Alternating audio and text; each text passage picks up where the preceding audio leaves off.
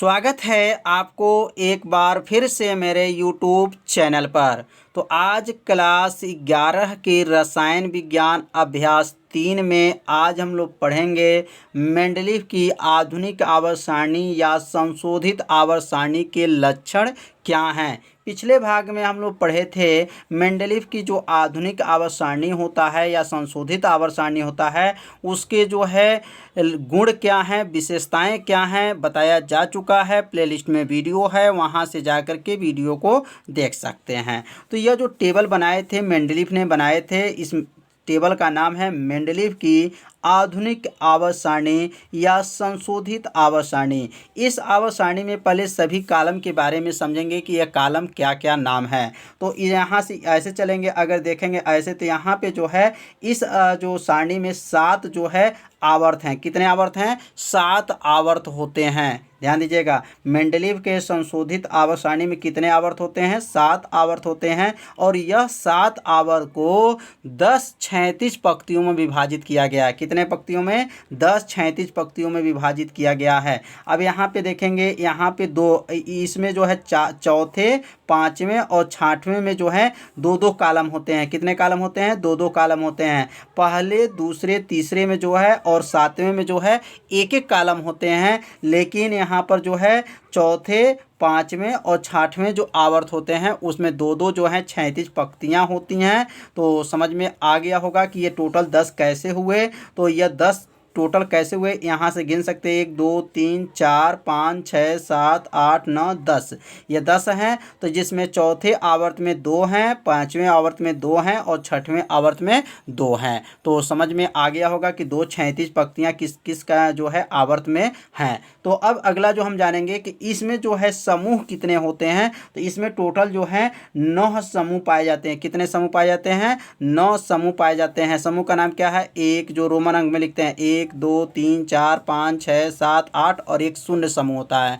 तो इसमें टोटल जो है कितने समूह होते हैं? 9 समूह होते हैं। और पहले से लेकर के और 7वें तक, ध्यान देंगे, पहले से लेकर के 7वें तक को 2 उपवर्ग में बांटा गया। कितने उपवर्ग में? 2 उपवर्ग में बांटा गया है। जो उपवर्ग ए है और उपवर्ग कौन सी है? बी है। कहाँ से लेकर के? पहले से लेकर के 7वें तक के 2 उपवर्गों में बांटा गया है, जिसका नाम उपवर्ग ए है और उपवर्ग बी है। और एक जो है यहाँ देखेंगे 8वें समूह में देखेंगे तो इसमें 3 कॉलम जो है, 3 ऊर्ध्वाधर कॉलम बना हुआ है, लेकिन इसमें जो है उपवर्ग नहीं कहा जाएगा। यहाँ केवल 1 से लेकर के कहाँ तक? 7 तक के ही हम कहा जाएगा कि इसमें 2 उपवर्ग होते हैं, जो उपवर्ग ए और उपवर्ग बी। और शून्य समूह में जो है एक ही ऊर्ध्वाधर कॉलम होते हैं। तो समझ में आ गया होगा कि इनके आवर्त सारणी में कितने आवर्त होते हैं और कितने समूह होते हैं। टोटल 7 आवर्त होते हैं और यह 7 आवर्त को 10 क्षैतिज पंक्तियों में विभाजित किया गया है।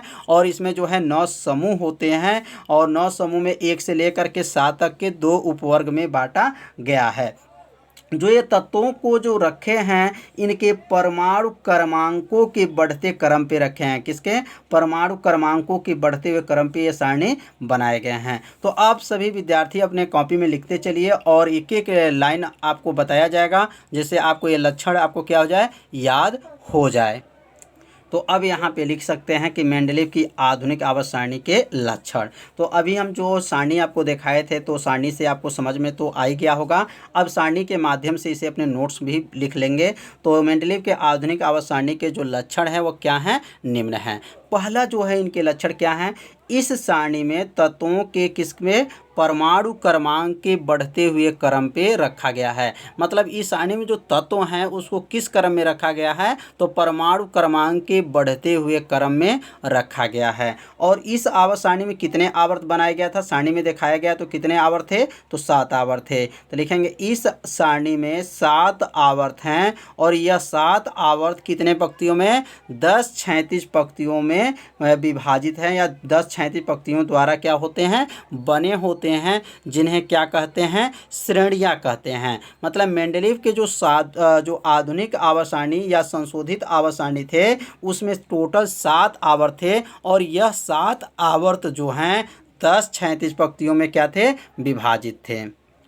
अब यहाँ तीसरा लिख लेंगे कि पहले दूसरा, यहाँ तीसरा में लिखेंगे पहला, दूसरा, तीसरा और सातवें में क्या थे, आवर्त में एक एक 36 पंक्तियाँ थीं। तो आपको सारणी में भी दिखाया गया है कि पहले में, दूसरे में और तीसरे और सातवें में जो हैं एक एक 36 पंक्तियाँ होती हैं, जबकि चौथा, पाँचवा और छठवां आवर्त में दो दो 36 पंक्तियाँ होती हैं, जिन्हें सम विषम श्रेणियाँ कहते हैं। तो चित्र में एक बार और देख लीजिए जिससे आपको पूरा समझ में आ जाए। तो यहाँ पे जो है पहले में, दूसरे में, तीसरे में और यहाँ पे देखेंगे जो है सातवें में जो है एक एक 36 पंक्तियाँ हैं, और यहाँ पे देखेंगे यहाँ पर पहले, दूसरे, तीसरे और सातवें में एक एक हैं, चौथे, पाँचवें, छठवें में क्या है, दो दो 36 पंक्तियाँ हैं। तो समझ में आ गया होगा। इसे कौन सी श्रेणियाँ कहते हैं, सम विषम श्रेणियाँ कहते हैं। अब अगला लिखेंगे चौथा, पहले, दूसरे और तीसरे आवर्त को, ध्यान देंगे, पहले, दूसरे और तीसरे आवर्त को क्या कहते हैं, लघु आवर्त, तथा चौथे, पाँचवें, छठवें और सातवें आवर्त को क्या कहते हैं, दीर्घ आवर्त कहते हैं। पहले, दूसरे, तीसरे आवर्त को लघु कहेंगे, लघु मतलब छोटा, लघु आवर्त कहते हैं, और चौथे, पाँचवें, छठवें और सातवें आवर्त को दीर्घ आवर्त कहते हैं। तो समझ में आ गया होगा। तो समझ में आ गया होगा कि लघु आवर्त कौन कौन से आवर्त को लघु कहते हैं और कौन कौन से जो है दीर्घ आवर्त कहते हैं। तो पहले, दूसरे, तीसरे को लघु और चौथे, पाँचवें, छठवें, सातवें को दीर्घ आवर्त कहते हैं। पांचवा जो है, इस सारणी में कितने समूह थे, 9 समूह थे। आपको समूह भी दिखाया गया था चित्र में। 9 समूह हैं जिन्हें वर्ग कहते हैं, जो क्रमशः रोमन अंक में प्रदर्शित करते हैं 1, 2, 3, 4, 5, 6, 7 और यह 8, तथा ये क्या होता है, शून्य समूह होता है। टोटल इसमें कितने समूह हैं, 9 समूह होते हैं। तो एक बार और चित्र में देख लेंगे कि 9 समूह कौन कौन होते हैं। तो यहाँ से लेकर के, एक से लेकर के, यहाँ पे जो है एक से लेकर के कहाँ तक हैं, 9 तक जो है समूह हैं। यहाँ 1, 2, 3, 4, 5, 6, 7, 8 और ये क्या है, शून्य समूह है। टोटल 9 समूह हैं। और 1 से लेकर के यहाँ तक के 2 उपवर्ग में बांटा गया है। तो 1 से लेकर के 7 तक के 2 उपवर्ग में बांटा गया है, जो उपवर्ग ए है और उपवर्ग बी है। तो अब यहाँ लिखेंगे कि इसमें जो है सारणी में जो है 1 से लेकर के कहाँ तक, 7 तक के 2 उपवर्ग में बांटा गया है, जो उपवर्ग ए है और उपवर्ग क्या है, बी है। 8 समूह में 3 ऊर्ध्वाधर कॉलम होते हैं। इसके बाद से शून्य समूह आता है। तो 8वें जो है समूह में देखे हैं कि इसमें 3 ऊर्ध्वाधर कॉलम होते हैं, लेकिन उसको उपवर्ग नहीं कहा जाएगा। इसमें 3 केवल जो है ऊर्ध्वाधर कॉलम कहा जाएगा, और उसके बाद से एक शून्य समूह आता है।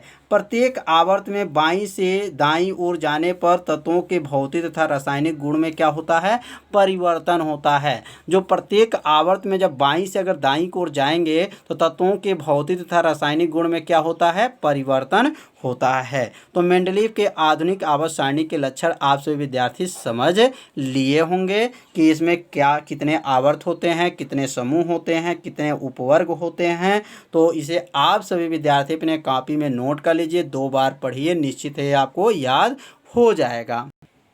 अब हम लोग पढ़ेंगे मेंडलीव के आधुनिक आवर्त सारणी में आवर्तों की क्या विशेषताएं हैं।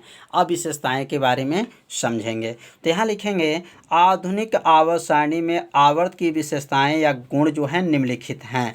तो अब पहला गुण क्या है, सिरों पर समानता। सिरों पर क्या है, समानता। अब सिरों पर समानता का मतलब क्या है, प्रथम आवर्त को छोड़कर प्रत्येक आवर्त का पहला तत्व क्षार धातुएं और एवं अंतिम तत्व जो है अक्रिय गैस हैं, और अक्रिय गैस किस में है, शून्य वर्ग में है। तो यह पहला जो है, ध्यान देंगे, प्रथम आवर्त को छोड़ दिया जाएगा। प्रत्येक आवर्त का पहला जो तत्व होता है वह क्षार धातु होता है, एवं अंतिम जो तत्व होता है अक्रिय गैस है, जो शून्य वर्ग में रखा गया है। संयोजकता में परिवर्तन। अब लघु आवर्तों के तत्वों की संयोजकता हाइड्रोजन के प्रति 1 से 4 तक बढ़ती है, फिर क्रमशः घटकर 1 हो जाती हैं। मतलब संयोजकता में परिवर्तन क्या होता है, तो लघु आवर्त के तत्वों में, जो लघु आवर्त बताया गया था, उस तत्वों में संयोजकता हाइड्रोजन के प्रति 1 से 4 तक क्या होती हैं, बढ़ती हैं, फिर क्रमशः घटकर 1 हो जाती हैं। अब तीसरा जो है गुण क्या है, गुणों में क्रमिक परिवर्तन। किसी भी आवर्त में बाईं से दाईं ओर बढ़ने से तत्वों के धात्विक जो हैं धात्विक लक्षण कम होता जाता है और अधात्विक लक्षण में क्या होती हैं, वृद्धि होती हैं। मतलब गुणों में क्रमिक परिवर्तन का मतलब यह हो गया, किसी भी आवर्त में अगर बाईं से दाईं ओर बढ़ते हैं तो तत्वों में धात्विक लक्षण क्या होता है, कम होता जाता है और अधात्विक लक्षण में क्या होता है, वृद्धि होती है। और यहाँ चौथा जो लिखेंगे, तत्वों के ऑक्साइडों की प्रकृति। तत्वों के ऑक्साइडों की प्रकृति क्या है, तो प्रत्येक आवर्त में तत्वों के ऑक्साइड का गुण बाएं से दाएं पर क्षारीयता अम्लीयता की ओर क्या होता है, बढ़ता है। तो यह जो है 4 आपका जो है मेंडलीव के आधुनिक आवर्त सारणी का जो है गुण बताया गया। तो इसे अपने कॉपी में क्या कीजिए, नोट कर लीजिए। अब मेंडलीव के जो संशोधित या आधुनिक आवर्त सारणी में दोष पाया गया, जिसकी वजह से यह सारणियाँ क्या हो गया, असफल हो गया। उसके बाद से एक और सारणी बना। तो अब यहाँ लिख लेंगे मेंडलीव के आधुनिक या संशोधित आवर्त सारणी के दोष। मतलब इनके आवर्त सारणी में क्या दोष पाया गया जिसके वजह से इनकी सारणियाँ जो हैं असफल हो गया। तो यहाँ लिखेंगे मेंडलीव के आधुनिक या संशोधित आवर्त सारणी के दोष जो हैं निम्न हैं। अब निम्न में क्या क्या हैं, तो अब पहला जो बताए थे कि हाइड्रोजन के जो स्थान होता है, मतलब हाइड्रोजन का स्पष्ट स्थिति ज्ञात नहीं कर सके थे। मतलब यह जो सारणी बना था उसमें हाइड्रोजन के स्पष्ट स्थिति ज्ञात नहीं हो सकी थी। और दूसरा जो है फर्स्ट ए समूह, फर्स्ट बी समूह के तत्वों के गुण बहुत कम मिलते थे, फिर भी उन्हें एक ही समूह में रखा गया था। मतलब फर्स्ट ए उपवर्ग है और फर्स्ट बी जो है उपवर्ग जो है, तो उपवर्ग ए उपवर्ग बी जो समूह हैं उन्हें क्या रखा गया था, इन्हें एक ही समूह में रखा गया था। फिर तो इसलिए क्या हो गया, उनके गुण बहुत कम मिलते थे फिर भी उन्हें एक ही समूह में रखा गया, इसलिए सारणी क्या हो गया, असफल हो गया। और तीसरा जो है इनका जो है क्या कमी था, धातुओं तथा अधातुओं के गुण अलग अलग होते हुए भी इन्हें एक ही समूह में रखा गया। तो धातु का जो अलग अलग, धातु और अधातु दोनों का गुण अलग अलग होते थे, फिर भी उन्हें क्या किए थे, एक ही समूह में रखा गया था। इसके वजह से जो है ये सारणियाँ क्या हो गया, विफल हो गया, असफल हो गया। तो अब उसके बाद से कौन से सारणी बना, तो उसके बाद से दीर्घाकार अथवा प्रवर्धित आवर्त सारणी बना। क्या बना, दीर्घाकार अथवा प्रवर्धित आवर्त सारणी बना। अब दीर्घाकार अप्रवर्धित आवर्त सारणी क्या है, तो यहाँ लिखेंगे मेंडलीव के आवर्त सारणी को दोषों को दूर करते हुए नील्स बोर ने तत्वों के इलेक्ट्रॉनिक विन्यास के आधार पर, इलेक्ट्रॉनिक विन्यास के आधार पर ध्यान दीजिएगा, इलेक्ट्रॉनिक विन्यास हम लोग पढ़े हैं,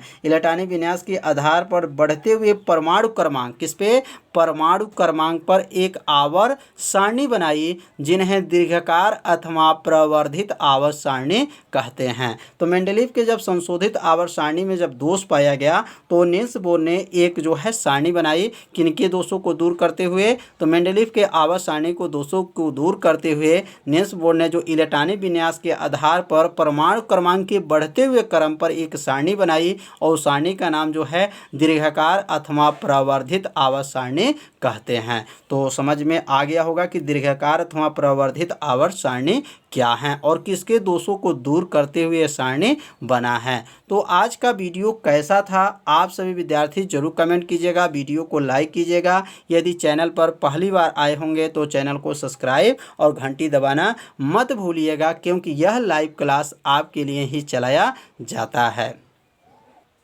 तो आज का पढ़ाई जो है इतना ही रहेगा।